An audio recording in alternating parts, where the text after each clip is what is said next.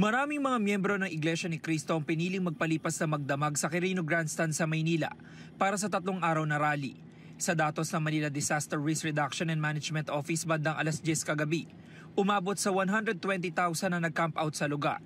Iisa ang kanilang panawagan, transparency for a better democracy. Kanya-kanyang latag na mahihigaan at mga tent ang mga miyembro ng INC.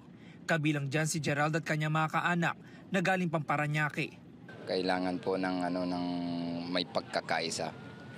Opo, para po sa isinusulong na yan po, transparency for better democracy para po sa lahat ng sambayan ng Pilipino.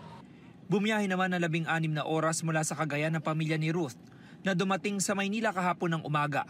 Gusto lang namin yung pananawagan ng pamamahala namin na ilabas yung transparency and accountability for justice.